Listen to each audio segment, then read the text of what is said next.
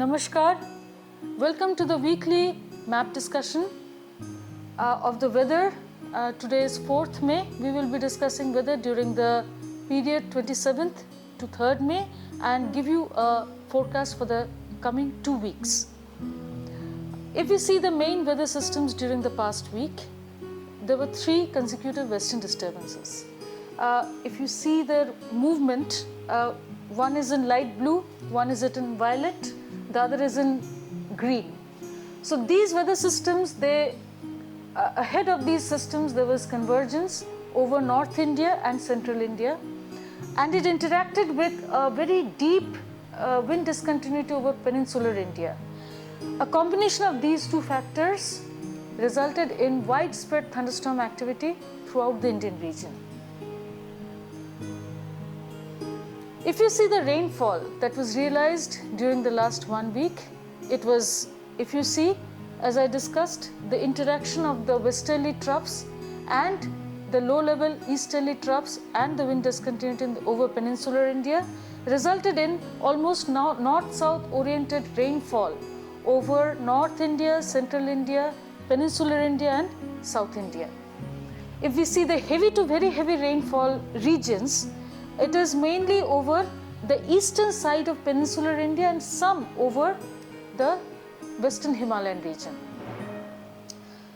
This rainfall is abnormal in the sense that we do not get so much weather over India during the month of May, and consequently the temperatures have been below normal.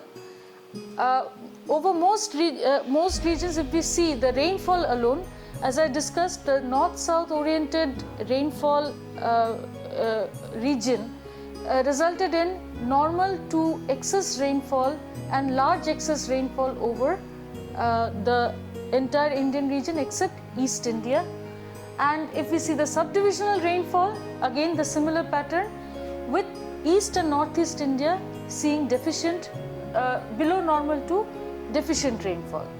Country as a whole received 30% above normal rainfall during the season, and that is mainly thanks to the most rainfall happening over Central India during this last 1 week. Thunderstorms were very frequent during this last week. They were the most important feature of the week. If you see the number of thunderstorm days in different subdivisions, entire 7 days, for many of the subdivisions, entire 7 days was with thunderstorms. Hailstorms, the severe hail occurrences have been reported mainly over Rajasthan. As you can see, 5 out of 7 days reported hailstorm events, 4 over East Rajasthan and Marathwada, and the other state was Himachal Pradesh. So these 4 regions had large frequency of hailstorm events, and thunderstorms were almost uniformly distributed throughout the country. This rainfall and thunderstorm activity and the associated clouding over the Indian region caused temperatures to fall, and in many places there were departures of -6 to -8 degrees, especially over Central India and North India, which is the main heat wave zone for this part of the season. So temperatures were below normal. Temperatures were in the range of 34 to 35 degrees Celsius maximum, and minimum temperatures also, if you see, they were below normal. So the feeling was pleasant throughout the country.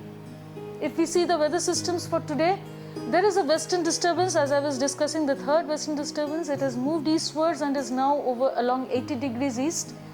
This western disturbance is likely to move away eastwards. The cyclonic circulation in the lower levels, it is still persisting over Haryana. If you see, a fresh western disturbance is likely to come and affect the Indian region from tomorrow, but the main weather, if you see, is concentrated over South Peninsular India. This system, when it is over Tamil Nadu, has already given very heavy rainfall yesterday. Today also heavy rainfall is likely. But what is more important is there is likelihood of a tropical cyclone formation. So we are monitoring it. It is likely to concentrate into a low pressure area around 7th May and a depression on 8th May. Further intensification and movement we will be monitoring, but we can give a warning for impact from this stage itself. So isolated heavy to very heavy rainfall mainly over Andaman and Nicobar Islands, because this has a long sea route. It will not come close to the land right now as we are seeing it.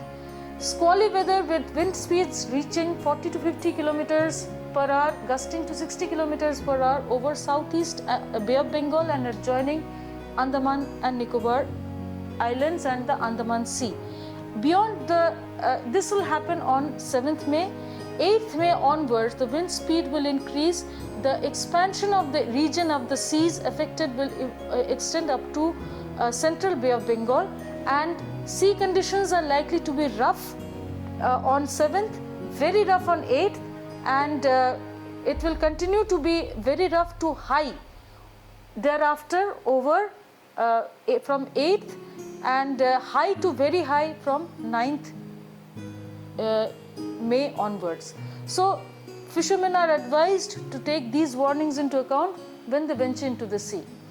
Keeping these weather systems in mind, as you can see, with this western disturbance passing away and the tropical cyclone dominating the weather over the Indian region, the Andaman and Nicobar Islands are likely to get fairly widespread to widespread with heavy to very heavy falls, that is highlighted there, and Arunachal Pradesh and Assam, they're also likely to get a fairly widespread to widespread rainfall with some heavy rainfall. Thunderstorm activity, if you see, it is likely to continue today, decreasing as the days go by, with day 5, which is the 8th of May 2023, likely to give nearly a clear sky conditions. As I said, cyclogenesis is already happening, and if you see its movement is the extended range forecast, which again is a forecast, and in the week 2 it is showing that it is likely to have a northward movement towards the northwesterly movement, and it will recurve and then to the northeasterly direction. So we can presume that mostly the sea track will be long and likelihood of intensification is there. However, we are monitoring the system. If we are seeing the forecast for week 1, the weather system that is already forming, the tropical cyclonic circulation that is already forming over the South Bay of Bengal, associated with it, we are expecting rainfall to increase over South Bay of Bengal. Week 2, we are expecting, as the system moves northward, the rainfall belt will still be over the sea but will be focused over the central and north Bay of Bengal. Anomalies are consequently in the same direction.